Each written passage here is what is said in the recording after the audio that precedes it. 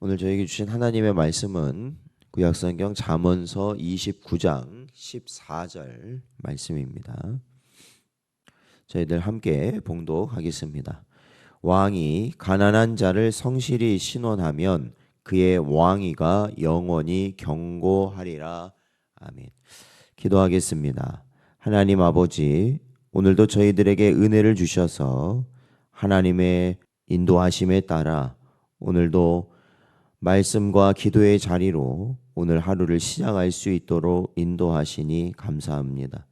매일과 같이 저희들이 하나님의 은혜 가운데 사는 것, 그것이 바로 하나님께서 우리에게 허락하신 자리를 지키고 하나님의 말씀대로 살아가는 것인 줄로 믿습니다.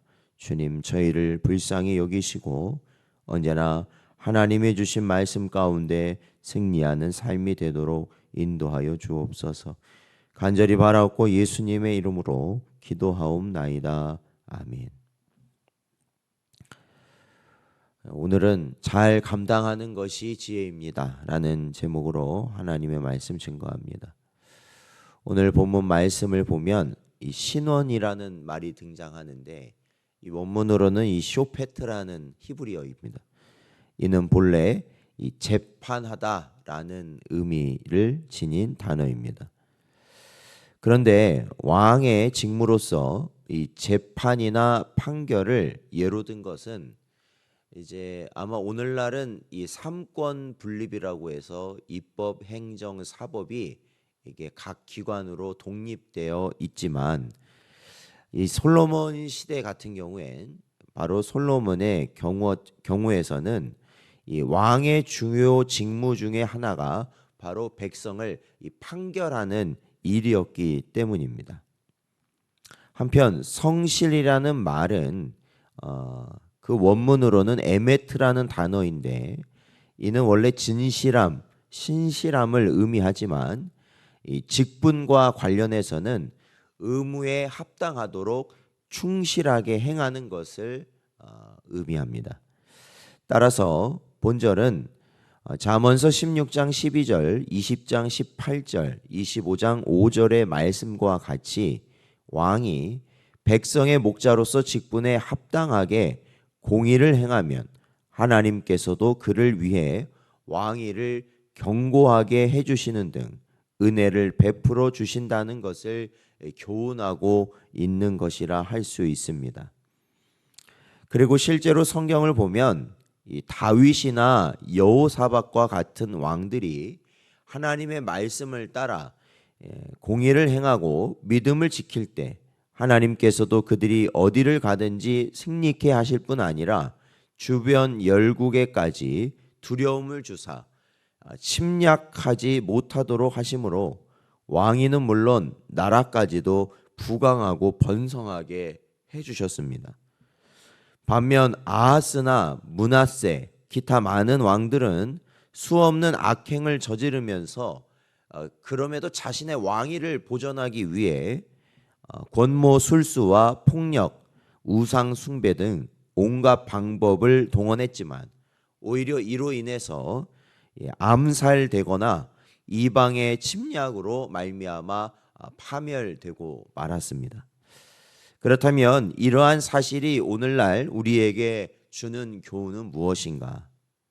베드로전서 2장 9절 말씀을 보면 그러나 너희는 택하신 족속이요 왕 같은 제사장들이요 거룩한 나라요 그의 소유가 된 백성이니 이는 너희를 어두운 데서 불러내어 그의 기이한 빛에 들어가게 하신 이의 아름다운 덕을 선포하게 하려 하심이라.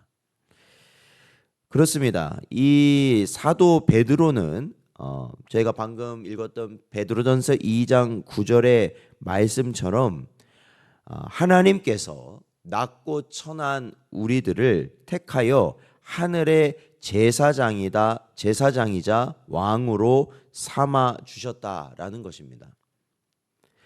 그리고 장차 새롭게 열릴 하나님의 나라를 위해 모든 성도들에게 교사와 집사, 목회자, 선교사 등 참으로 다양한 직분을 맡겨 주셨다라는 것입니다.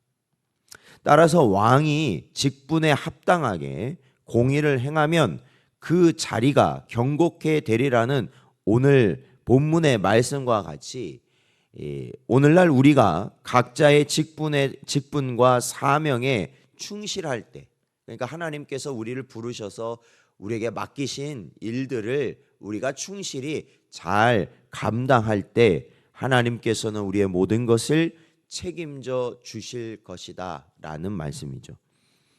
마태복음 6장 31절 말씀을 보면 그러므로 염려하여 이르기를 무엇을 먹을까 무엇을 마실까 무엇을 입을까 하지 말라. 이것은 우리에게 주신 주님의 말씀입니다. 우리는 오늘날 이 땅을 살아가면서 반드시 기억해야 될 주님의 말씀입니다. 그것은 우리가 언제나 하루하루를 어떻게 살아가고 있는가. 주님의 은혜가 없으면 우리는 언제나 무엇을 먹을까, 무엇을 마실까, 무엇을 입을까, 바로 이러한 염려와 근심 가운데 사로잡혀서 살아가게 되고, 그러다 보면요, 사실은 우리에게 맡겨진 하나님이 우리에게 주신 사명, 우리에게 맡겨준 직분을 잘 감당하기 어렵다라는 것입니다. 그러니까 직분을 소홀히 하게 된다라는 것이죠.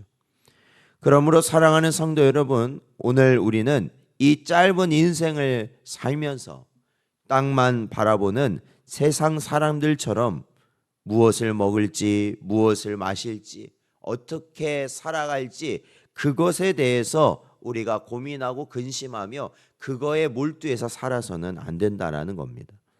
성도는 하늘의 백성답게 또 하늘의 제사장이자 영원히 왕노릇할 자들답게 하나님의 뜻과 영광을 먼저 생각하는 자들이 되어야 한다라는 것이죠. 그래서 세상에서도 말하는 게 우선순위 아니겠습니까? 삶이 정리가 된 삶, 질서 있는 삶을 살기 위해서는 이 우선순위에 따라 우리가 일을 해야 된다라는 겁니다. 그러지 않고는 살 수가 없죠.